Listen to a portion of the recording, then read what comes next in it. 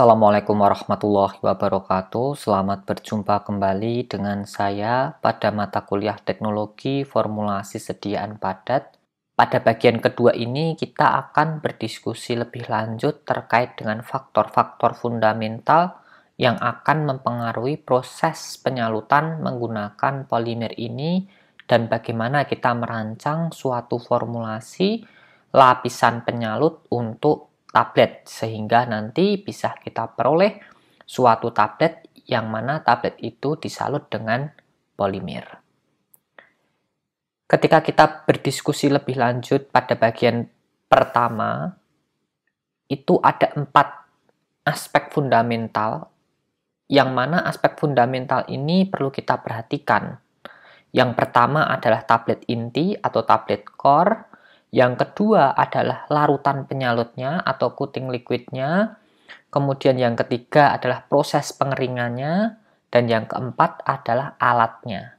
Jadi 4 faktor itu adalah faktor fundamental yang sangat berpengaruh terhadap mutu akhir dari tablet salut yang terbentuk, utamanya tablet yang disalut dengan polimer. Pada faktor fundamental pertama yakni adalah tablet inti. Di tablet inti ini sudah jelas ya bahwa tablet yang kita gunakan untuk proses penyalutan itu adalah tablet yang tidak bersudut atau sudutnya sangat minimal sekali. Sehingga tablet itu akan mudah bergulir. Untuk tablet berbentuk bulat ya sangat bagus sekali, tapi proses pencetakannya yang agak repot nanti ketika tablet itu berbentuk bulat. Oleh karena itu, tablet yang paling efisien dan efektif untuk proses produksi dan efektif untuk proses coating itu bentuknya bikonkave. Yang paling penting dari tablet inti selain dari bentuk dan kekerasan yang sudah kita diskusikan itu adalah porositas dari tabletnya. Karena pada polymeric coating ini kita tidak ada tahap sealing dan semacamnya. Kenapa? Karena larutan yang digunakan walaupun berbasis air itu jumlahnya sangat sedikit sekali dan lapisannya tipis sekali. Sehingga tidak bisa menyebabkan tablet ini menjadi rusak ketika terkena cairan penyalut. Oleh karena itu, faktor yang paling penting pada tablet inti ini adalah porositas. Karena porositas ini akan mempengaruhi dari kemampuan polimer ini atau larutan penyalut untuk menempel pada permukaan tablet. Jadi tablet biasanya kita cetak dengan bahan pelicin. Ketika permukaan tablet ini tidak ada porositas atau permukaan tablet ini dikuting oleh bahan pelicin, karena bahan pelicin ini nanti bertujuan, salah satu tujuannya yakni agar menurunkan gesekan friksi antara material yang digempa dengan dinding dari die. Oleh karena itu pada proses ini bahan pelicin akan bekerja paling dominan di situ. Sehingga bahan pelicin ini umumnya akan menyebabkan tablet yang kita cetak itu akan berwarna atau penampilannya sangat mengkilat. Berbeda dengan tablet yang porositasnya itu relatif agak besar. Tingkat kemengkilatannya berbeda. Jadi semakin mengkilat tablet, itu porositas permukaan ya. Jadi porositas permukaan ya, ini yang kita bicarakan adalah porositas di permukaan tabletnya. Karena polymer adhesion itu sangat dipengaruhi pada permukaan tablet, bukan porositas di dalam tablet. Kalau porositas di dalam tablet itu akan mempengaruhi daya hancur yang nantinya berkaitan dengan water wicking sama water permeation-nya. Jadi pada kasus ini, porositas pada tablet ini harus kita pahami dulu. Tabletnya ini memiliki porositas yang rapat atau tidak. Oleh karena itu, polymer adhesion ini sangat penting sekali. Karena ketika proses pencetakan tabletnya itu mengkilat, ada bahan pelicin. Umumnya bahan pelicin yang mengkilat itu bersifat hidrofobik. Nantinya cairan yang berbasis air ini ketika terkena permukaan tablet itu tidak bisa menempel dengan sempurna. Oleh karena itu adhesi polimer ini sangat bermasalah ketika tabletnya ini porositasnya sangat kecil sekali.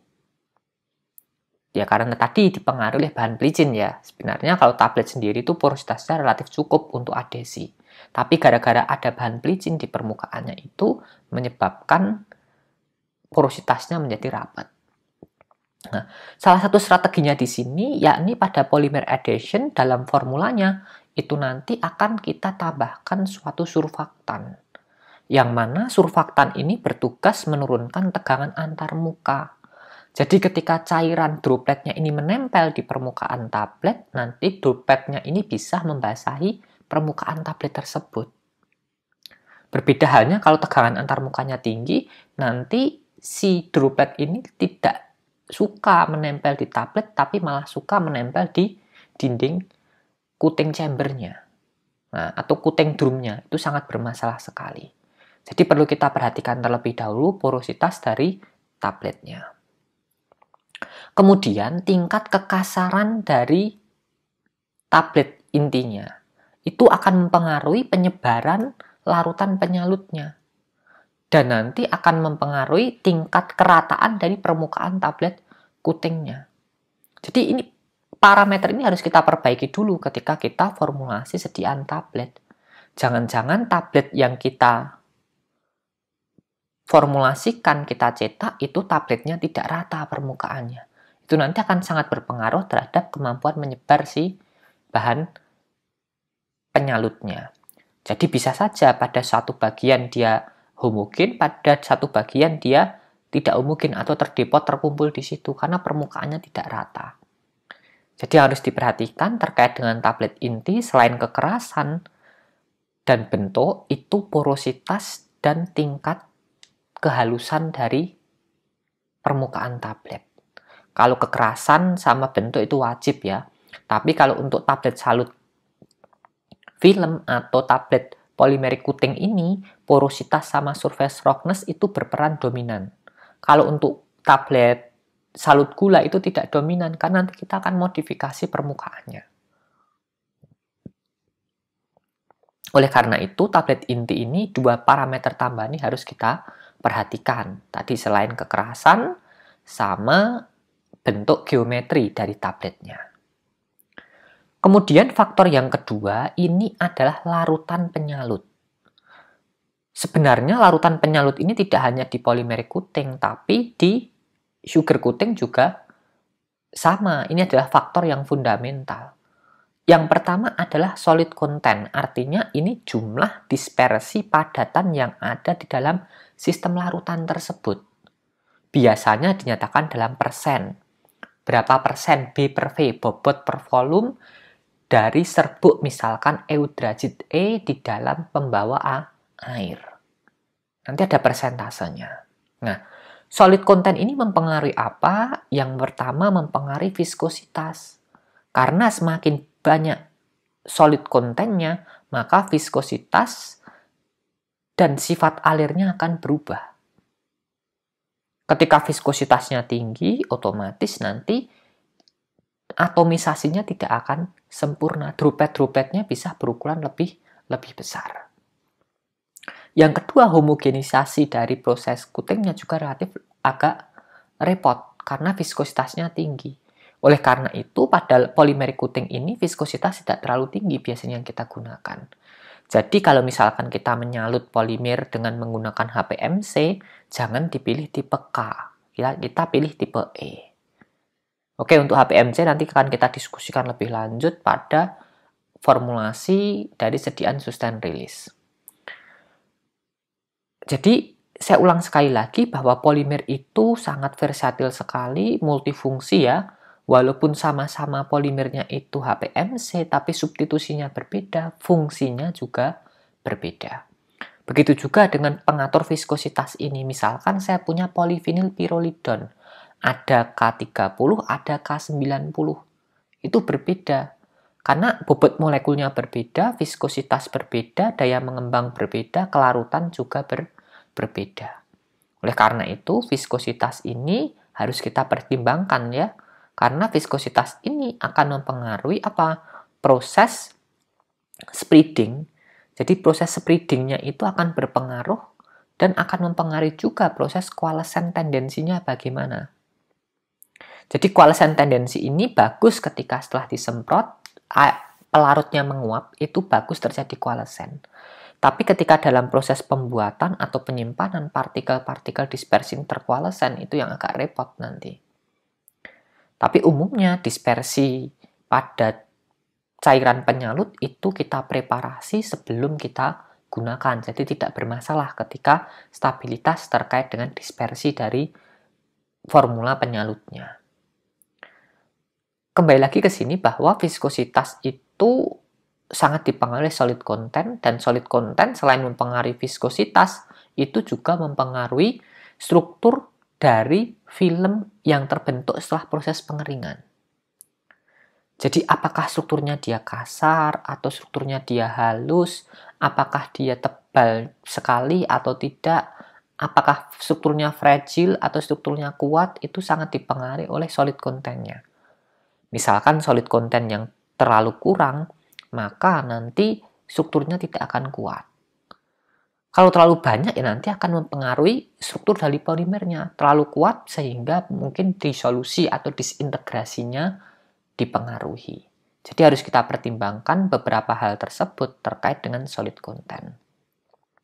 Kemudian di viskositas sudah kita bahas ya tadi, terkait dengan viskositas itu mempengaruhi proses atomisasi, sehingga penyebaran dari cairan penyalutnya ini sangat terbatas sekali. Oleh karena itu, pada proses coating, kita pasti pilih polimer-polimer yang tidak berperan signifikan terhadap peningkatan viskositas. Artinya, kalau polimer itu bisa meningkatkan viskositas, maka kita akan gunakan polimer tersebut dalam konsentrasi yang tidak terlalu tinggi. Sehingga resikonya apa? Nanti prosesnya bisa lebih lama, kita ulang lapisannya.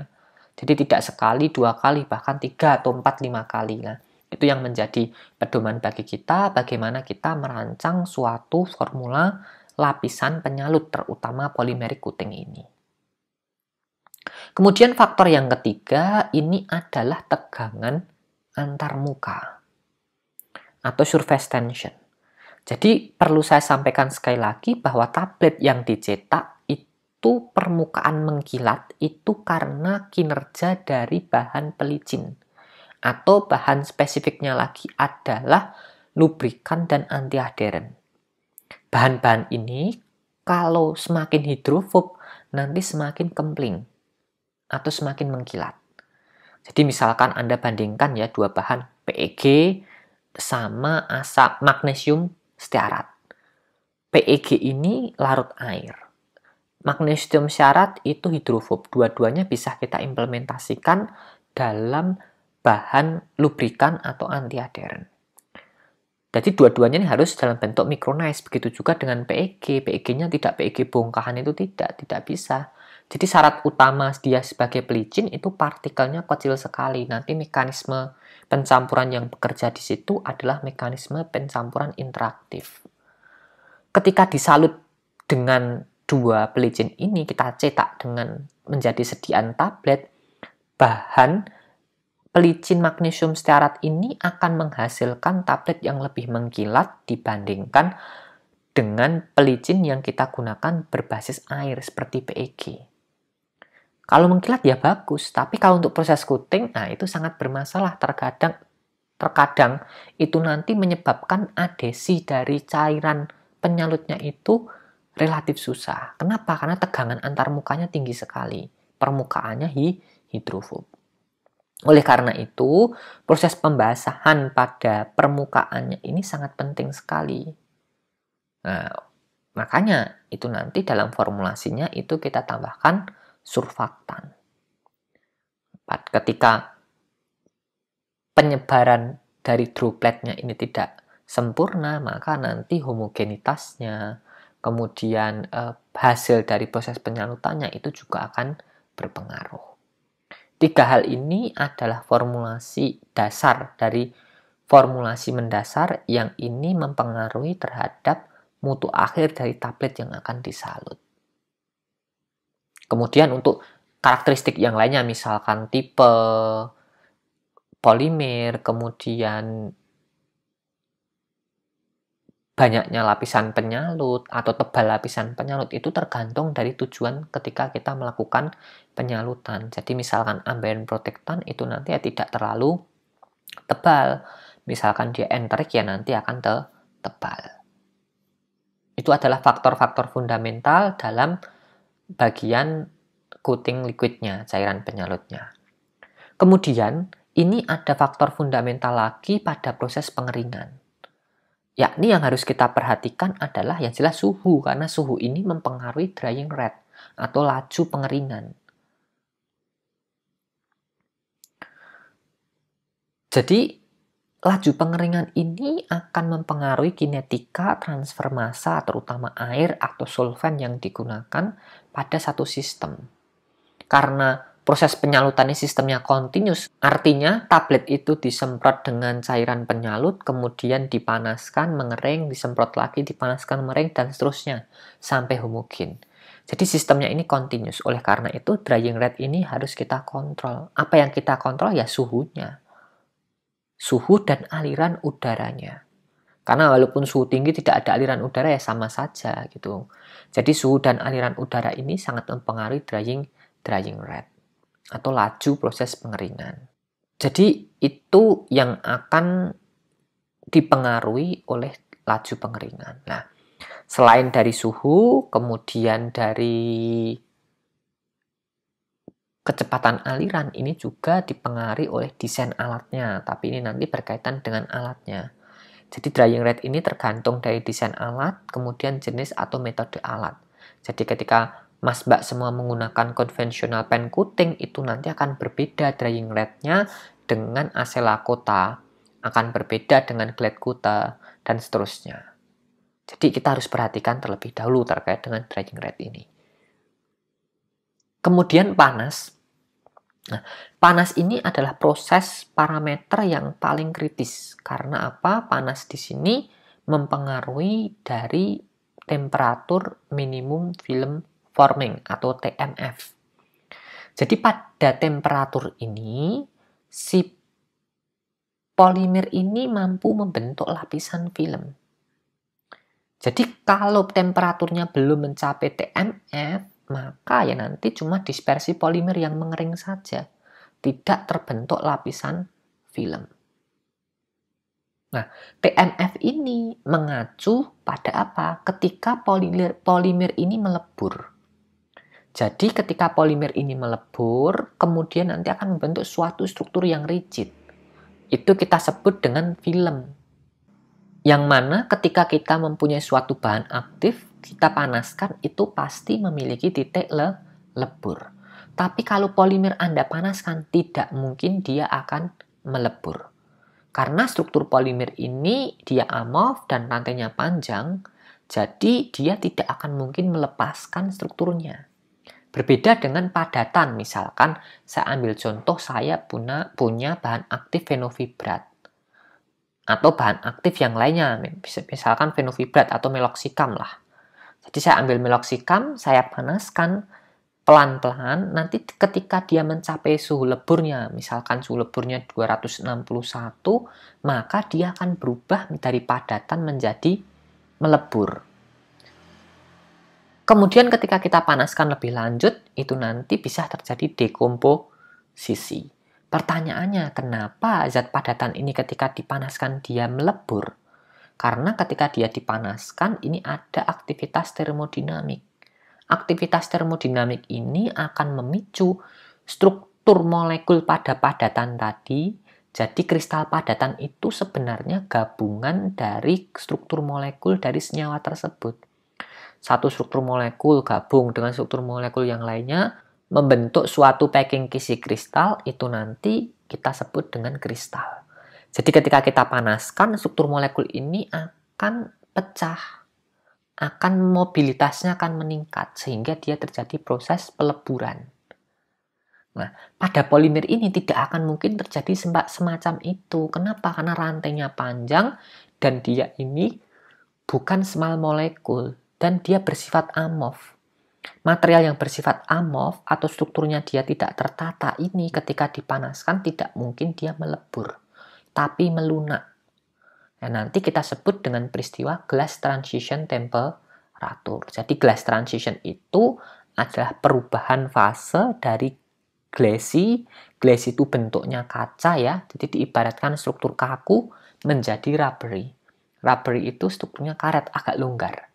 Jadi polimer itu pasti akan terjadi transisi ketika dipanaskan pada suhu tertentu, terjadi transisi dari glass transition TG-nya ini nanti akan terjadi transisi dari glassy state ke rubbery state. Jadi ini nanti kita sebut dengan glass transition temperature. Nah, itu adalah meltingnya si polimer. Jadi ketika kita panaskan, TG ini berhubungan dengan TMF. Jadi TMF ini terbentuk setelah tercapainya si TG ini. Pertanyaannya, kalau TG ini nanti terlalu tinggi, TMF-nya bisa mencapai nggak suhu pemanasan kita? Kalau tidak bisa, nanti dalam aspek formulasi akan kita tambahkan bahan yang mana bahan ini bisa menurunkan TG. Jadi beberapa bahan-bahan seperti plasticizer itu kita tambahkan untuk menurunkan TG-nya. Sehingga suhu pada proses pengeringan yang kita berikan ketika kita mengeringkan polymeric coating ini, itu nanti suhunya di atas suhu TMF-nya. Sehingga terbentuk lapisan film. Kemudian kemarin juga sudah kita diskusikan bahwa lapisan film yang terbentuk itu pasti strukturnya tidak akan rigid. Untuk mengubah struktur yang berbentuk pori-pori karena ada evaporasi dari pembawa, kita ubah menjadi struktur yang lebih rigid, kita pakai namanya adalah kuring. Kuring ini kita panaskan di atas suhu preparasinya, nanti polimer ini akan memberikan karakteristik hardening. Jadi dia akan mengeras.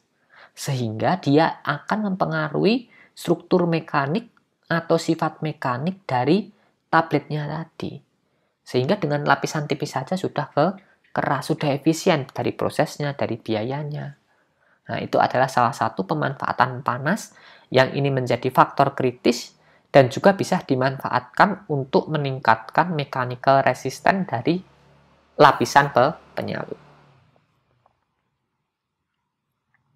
Kemudian aspek fundamental yang selanjutnya pada polymeric coating ini adalah alat penyalutnya.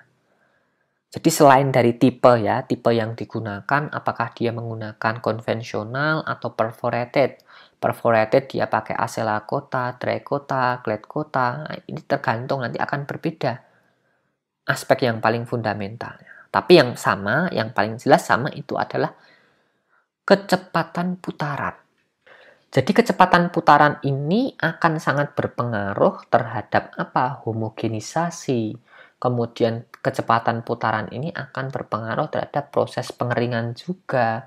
Kemudian kecepatan pemutaran dari pancinya ini atau speed pen ini atau speed rotating pen ini sangat berpengaruh juga terhadap pada proses penyalutannya. Kalau terlalu lambat mutarnya nanti lapisan penyalutnya juga akan semakin tebal. Kalau semakin cepat nanti semakin tipis, bahkan ada yang tidak tersalut. Kalau cepat banget nanti ikut gaya sentrifugal dan gaya sentri. Jadi pen speed ini harus kita kontrol tergantung apa? Tergantung banyak faktor. Utamanya adalah cairan penyalutnya atau formula penyalutnya. Kita salut dengan basis air akan berbeda kalau kita salut dengan basis organik. Itu pen speed. Kemudian spray rate, laju penyemprotannya. Nah, itu sangat menentukan juga. Jangan sampai nyemprotnya banyak, cepat lagi. Nanti akan terjadi proses rusaknya tablet itu. Harusnya dia terbentuk lapisan tipis, malah terbasahi jadi komoh-komoh. Ya, nanti tabletnya akan hancur. Oleh karena itu, spray rate ini harus kita perhatikan terlebih dahulu bagaimanakah viskositasnya, berapa jumlah tablet yang disalut, dan biasanya bisa kita modifikasi spray rate ini. Dengan cara apa? Bisa kita desain dalam bentuk otomatis, artinya nanti tidak continuous, nyala, mati, nyala, mati. Bisa juga sistemnya continuous nyemprot terus sampai proses penyalutan berhenti. Nah, itu spray rate. Faktor yang selanjutnya yakni buffel. Buffel itu kayak sirip yang digunakan untuk mencampur pada drum cutter atau pen coating. Jadi buffel ini dari desainnya itu akan mempengaruhi proses homogenisasi dari proses coatingnya. Ya, itu perlu dipertimbangkan juga. Dari desain buffelnya, kemudian fungsionalitas dari buffelnya, ini berfungsi tidak, saya berikan buffel di sini. Oh, bagian ini kok terjadi zona mati ya, tidak bergerak. Tablet yang disalut berarti harus kita tambah buffel. Nah, fungsinya buffel semacam itu. Nah, itu adalah beberapa parameter penting yang harus kita perhatikan sebelum kita melakukan proses penyalutan. Jadi ada tablet inti, kemudian larutan penyalut, kemudian proses pengeringan, dan yang terakhir adalah peralatan. Kemudian selanjutnya kita akan diskusikan terkait dengan formulasinya dari polymeric coating ini. Yang jelas karena dia polymeric coating, otomatis kita akan gunakan polimer. Atau kita sebut polimer ini dengan film former. Jadi pembentuk film, yang mana isinya polimer, bisa metakrilat copolimer, atau kemarin itu kita diskusikan eudragit, nah itu metakrilat copolimer. Bisa beberapa turunan selulosa, misalkan HPMC, kemudian misalkan etil selulose, kemudian hidroksipropil selulose, kemudian beberapa turunan selulosa lainnya. Tapi yang paling banyak dimanfaatkan itu biasanya HPMC, itu bisa kita gunakan untuk ambient protectant atau melindungi dari lingkungan, itu bisa kita salut dengan HPMC. Kemudian bisa juga kita salut dengan polimer yang tidak larut, misalkan campuran etil selulose juga bisa untuk mengontrol beberapa laju pelepasan obat. Nah, itu bisa kita aplikasikan. Jadi kalau ini namanya polymeric coating, polimer ini adalah bagian yang paling penting sekali dalam formulasi lapisan penyalut berbasis polymeric coating ini. Kemudian, selain dari film former, yang mana isinya ini polimer, kita akan tambahkan yang kita sebut dengan plasticizer. Tadi sudah saya singgung sedikit ya terkait dengan plasticizer, itu ditujukan agar membuat struktur dari polimer yang terbentuk itu lebih fleksibel. Jadi polimernya bentuknya tidak kaku, akan tetapi polimernya di sini lebih fleksibel, sehingga lebih kuat sebenarnya, secara mekanik lebih kuat. Plasticizer ini biasanya kita tambahkan dalam formulasi sediaan tablet salut enterik atau tablet salut lapis tipis yang lainnya, itu biasanya kita gunakan, ditujukan untuk menurunkan Tg dari polimer tersebut, sehingga nanti akan meningkatkan mobilitas struktur dari polimer. Nah, ketika mobilitas strukturnya ini meningkat, maka polimer itu ikatan antar molekul pada satu polimer dengan polimer yang lain itu juga relatif meningkat, sehingga nanti bisa terjadi proses lebih elastis ya. Jadi polimernya akan berubah menjadi lebih elastis. Jadi kalau Mas Mbak sekalian kemarin sudah pernah praktikum membuat gel, itu Mas Mbak ketika Mas Mbak membuat dispersi karbobol saja, sebelum ditambah gliserin itu terlihat sekali. Kalau ditambah gliserin strukturnya jadi lentur.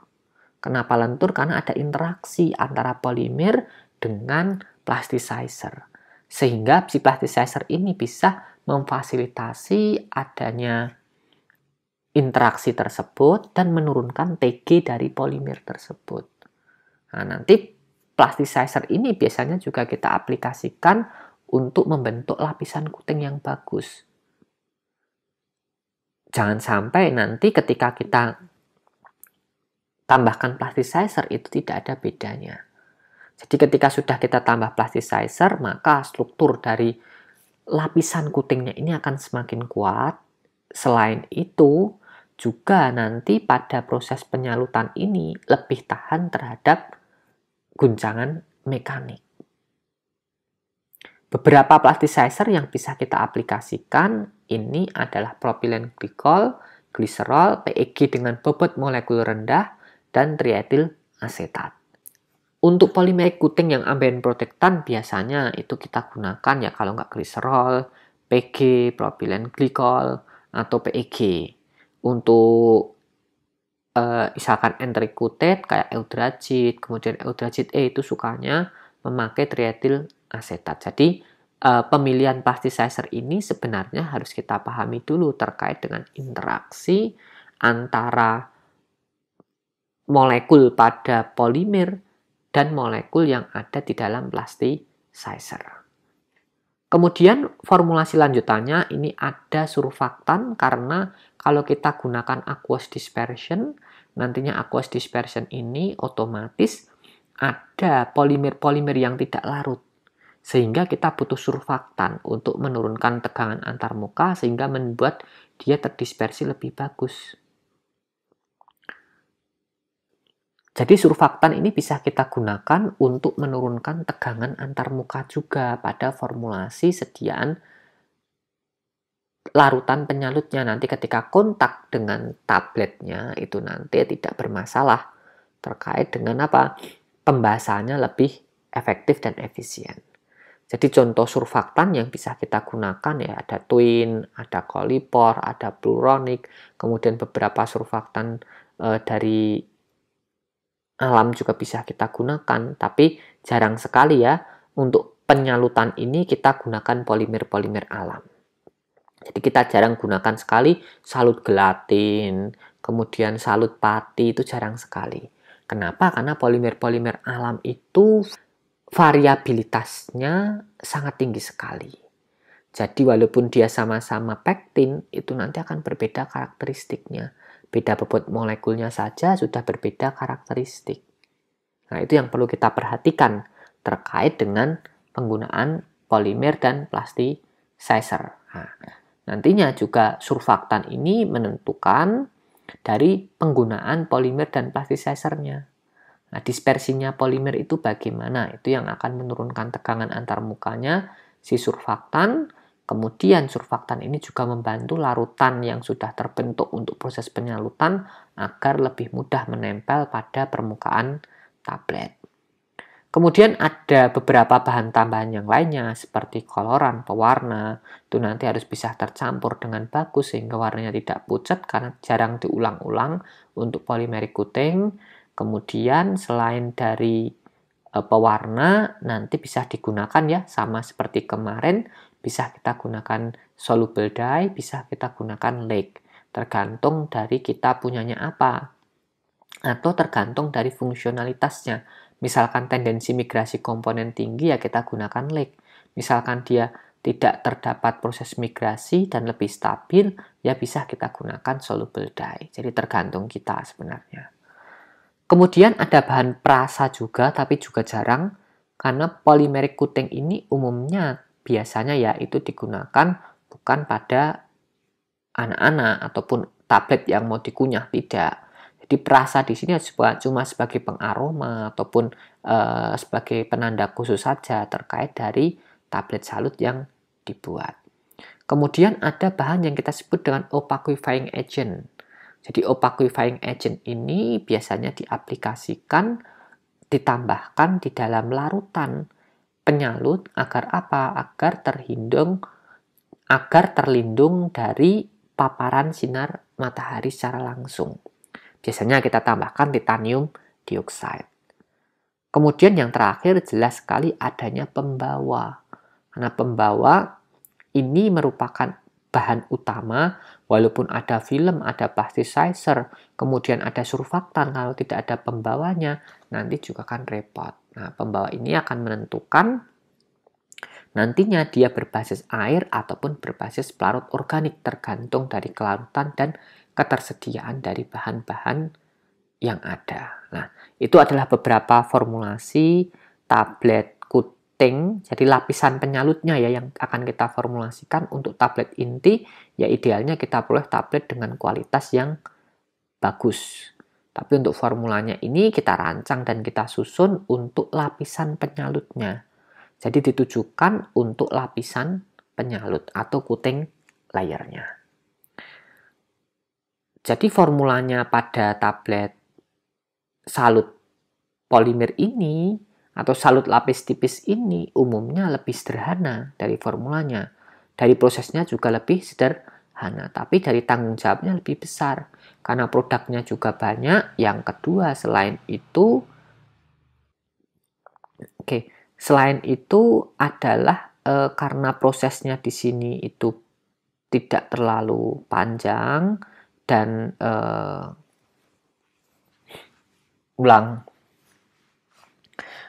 Jadi pada polimeric coating ini formulasinya lebih sederhana. Jadi bahan-bahannya hanya polimer, plasticizer, pembawa, surfaktan, opaquifying agent, koloran. Itu adalah bahan-bahan yang saya rasa sudah cukup ketika kita merancang lapisan layer pada coating ini. Kalau kita menggunakan polymeric coating. Nah, di sini berbeda dengan tablet salut gula kemarin, itu tahapnya banyak, di sini tahapnya cuma 1 dan lebih sederhana, tapi tingkat kesalahan juga relatif lebih tinggi. Karena perbedaan tebal lapisan saja, misalkan enterik atau pelepasan yang terkendali, nah itu akan mempengaruhi dari kinerja pelepasannya. Itu terkait dengan formulasi dari film coating. Kemudian ketika kita melakukan suatu proses penyalutan itu ada perhitungannya. Jadi berapa persen penambahan bobotnya itu bisa kita hitung. Dari mana? Kita hitung saja dari berapa luas areanya. Jadi luas area tabletnya ini kita hitung. Kemudian kita buat multiple faktor. Nah, multiple faktor ini akan mempengaruhi tebal atau tipisnya lapisan penyalut. Nah, tebal atau tipisnya ini akan mempengaruhi volume dari cairan penyalut yang digunakan. Tentunya solid loadingnya juga yang akan kita gunakan. Jadi ini ada persamaan yang bisa kita hitung dengan cara coating weight. Jadi bobot penyalut itu sama dengan luas area dikalikan konstanta dibagi dengan bobot tabletnya. Jadi berapa nanti yang akan kita berikan. Nah, Umumnya untuk entrik coating ini parameter I-nya itu 4-6. Jadi ini untuk rounded tablet ya, jadi kayak biconcave itu. Kemudian untuk test masking biasanya 1-2 cukup, untuk moisture protection itu 1-6.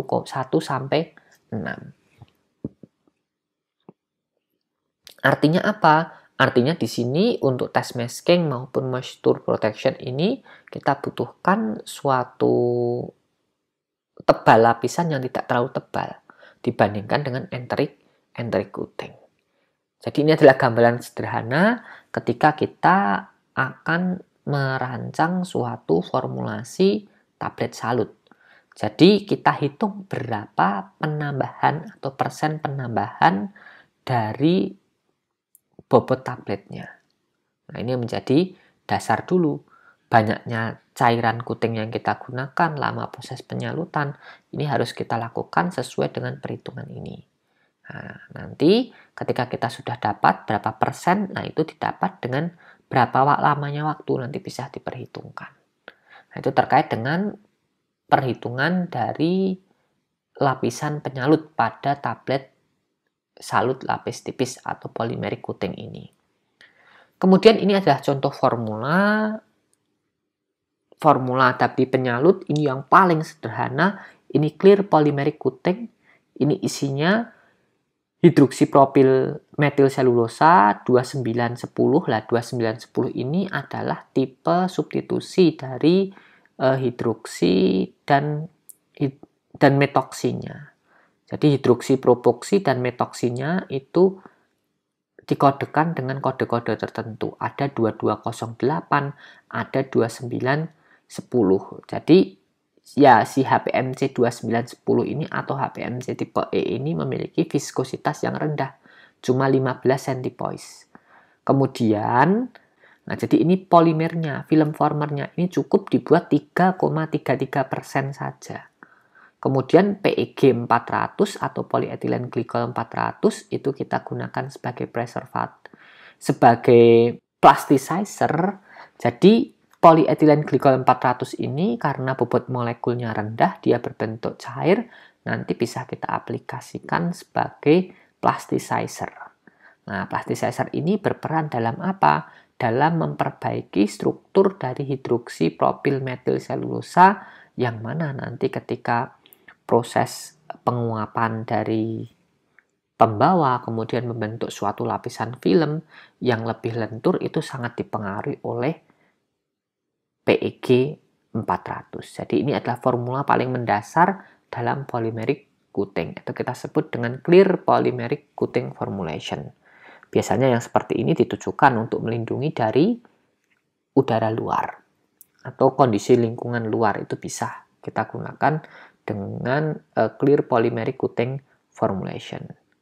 Kemudian ada yang berwarna, ini ada colored HPMC base coating formulation. Jadi ada yang berwarna juga. Nah, formulasinya lebih kompleks. Ini ada HPMC 6%, kemudian polyethylene glycol 400, kemudian polyethylene glycol 8000, jadi 400 cair, 8000 padat dicampur ya nanti. Ini nanti bisa diakomodasi karena PEG itu larut dengan air juga, jadi nanti bisa berupa larutan.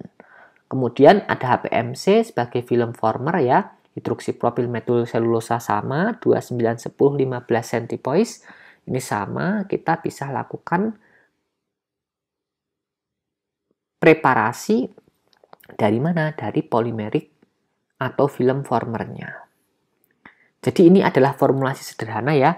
Ada HPMC sebagai film former, dia konsentrasinya 6%, kemudian ada PEG 400 dan PEG 8000. Jadi walaupun dia ada PEG 400 bentuknya cair, PEG 8000 bentuknya padat, tapi PEG ini merupakan bahan yang mudah sekali larut dengan air. Sehingga nanti interaksinya itu akan lebih kuat ketika bertemu dengan HPMC-nya tadi. Nah, itu adalah salah satu contoh pengaplikasian dari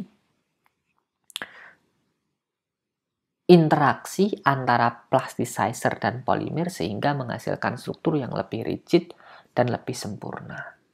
Terutama penyempurnaan dalam pembentukan lapisan filmnya. Kemudian di sini karena judulnya tadi color HPMC base coating formulation, ada pewarna. Ini pewarnanya dye red FDC. Jadi FDC itu singkatan dari Food, Drug, and Cosmetic. Jadi kalau ada pewarna yang ada tulisannya DC itu drug cosmetic, ya berarti tidak boleh kita gunakan untuk food. Lengkap ya tulisannya ya, bukan tidak ada, tapi tulisannya lengkap, ada FDC, Food, Drug, and Cosmetic. Jadi bisa digunakan untuk obat, untuk makanan, dan untuk kosmetik. Kemudian ini dipilih lake, jadi bukan direct ya, direct itu warnanya, jadi ini lake berwarna merah. Kemudian ada titanium dioxide 0,50, ini sebagai opacifying agent saja. Kemudian air sebagai pembawa. Nanti bisa kita racik atau kita gunakan polimer yang ready to use itu sudah ada. Nah, ini adalah gambaran mendasar yang lebih advance dari tadi. Kalau tadi kan cuma air sama polimer saja. Di sini ada air, polimer, plasticizer, ada pewarna, ada opacifying agent.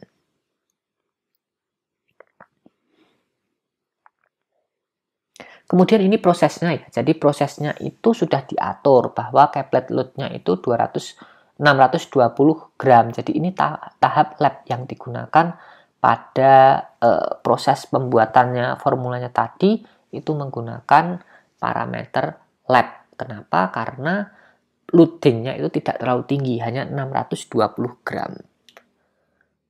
Kemudian putaran pancinya ini 4 RPM, 4 rotation per menitnya. Jadi muter semenit itu 4 kali. Jadi tidak terlalu cepat muternya, tapi muternya pelan-pelan. Kemudian suhu udara inletnya diatur 70-75, kemudian exhaustnya 50-55, kemudian tekanan cairan pada proses atomisasinya ini 15-20 PSI. Nah, jadi pada proses atomisasinya ini menggunakan 55 PSI agar nanti terbentuk droplet yang sangat lembut. Ketika dropletnya lembut, nanti homogenitasnya akan lebih mudah. Kemudian nozzle-nya menggunakan diameter 1 mili, dan nanti nozzle distance to bed-nya ada jaraknya antara nozzle sama yang akan disalut, itu 25 sampai 28 cm. Kemudian juga ada perbedaan tekanan udara juga dari dalam ke keluar. Agar apa? Agar ketika proses coatingnya ini nanti ada aliran udaranya lebih stabil. Nah, kemudian ada waktu penyalutan, ini diestimasi 3 sampai 3,5 jam. Walaupun ini pakai polymeric coating, tapi ini masih relatif lama sekali, 3 sampai 3,5. Mungkin bisa dioptimasi proses-proses mana yang bisa lebih mengefisiensikan dari segi waktu terkait dengan penggunaan polymeric coating ini. Kemudian formula yang terakhir ini saya contohkan adalah enteric coating formulation. Kenapa tahu enteric? Ada eudragit L-nya. L30D55 itu biasanya dia dispersi dalam air. Nah, ini bahan-bahannya ada talkum. Talkum, kenapa ada talkum? Biar tidak nempel bahan-bahannya. Kalau kita berikan talkum, nanti itu bisa menurunkan interaksi antara bahan satu dengan bahan yang lainnya, sehingga dia tidak menempel. Kemudian ada titanium dioksida, tadi talkumnya 2,5, ini sebagai filler juga. Titanium dioksida ini sebagai opacifying agent aja, 0,785, kemudian menggunakan leg. Jadi menggunakan leg, ini legnya Daizelo Food Drug and Cosmetic nomor 6 aluminium leg. Jadi Daizelo FDC ini diserapkan pada aluminium sehingga diperoleh leg yang sesuai. Kemudian ada polisurbat 80. Lah ini surfaktan. Kenapa ada polisurbat? Tapi kenapa yang awal-awal tadi tidak ada polisurbat? Karena polimer yang di awal tadi HPMC itu digunakan dengan berbasis air, otomatis dia larut air sehingga tidak butuh dispersi. Nah, tapi di sini yang kita gunakan adalah eudragit. Eudragit L ini terutama untuk enteric coated ini sangat dipengaruhi dari dispersinya si eudragitnya tadi. Jadi eudragit ini juga sangat penting sekali dalam pembentukan lapisan entericnya. Nah, tapi ini ditunjang dengan si surfaktan untuk mempertahankan stabilitas dari sistem dispersinya, kemudian bisa juga meningkatkan kemampuan adhesinya, itu polisorbat. Nah, kemudian ada dimetil polysiloxane emulsion, ini lawannya dari polisorbat. Karena ada polisorbat nanti akan banyak busanya. Salah satu strategi untuk menurunkan busa itu kita tambah dengan dimetil polysiloxane. Kemudian yang nomor 7 jelas ya, ini proporsinya paling banyak 47,6% sendiri. Itu eudragit, silahkan digunakan eudragit L30D55, perintahnya seperti itu. Nah, si loadingnya ini sangat tinggi sekali, artinya apa? Ini nanti viskositasnya juga relatif tinggi. Kemudian ada triethyl asetat, ini sebagai plasticizer-nya, terutama yang kita gunakan adalah si eudragit ini. Nanti si eudragit ini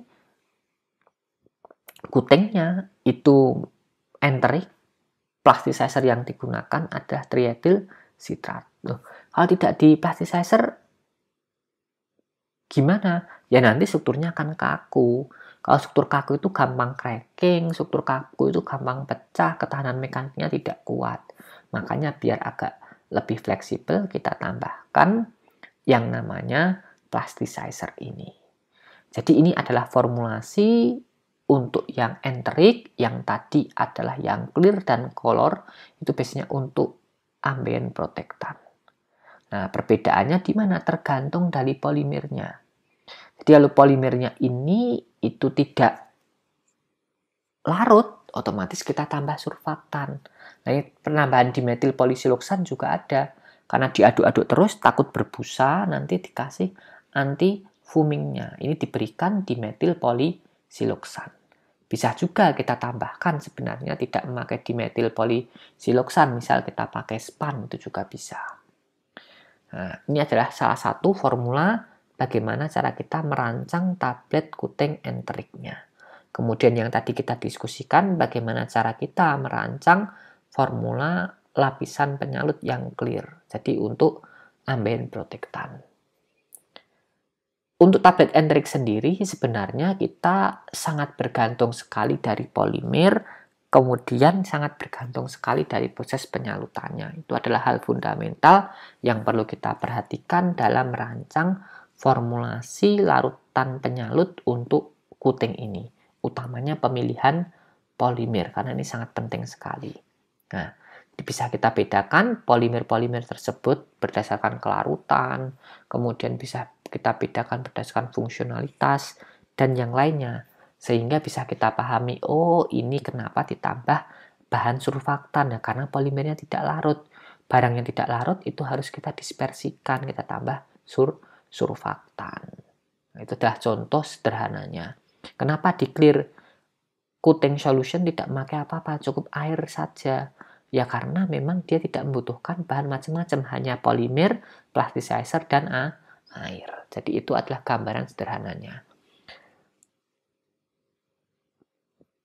Oke, demikian diskusi kita pada bagian yang kedua ini terkait dengan faktor-faktor yang fundamental pada penyalutan formulasinya tentunya. Ini saya berikan brief, nanti bisa kita diskusikan lebih lanjut pada sesi diskusi di interaksi virtual. Semoga kita dalam kondisi sehat selalu. Assalamualaikum warahmatullahi wabarakatuh.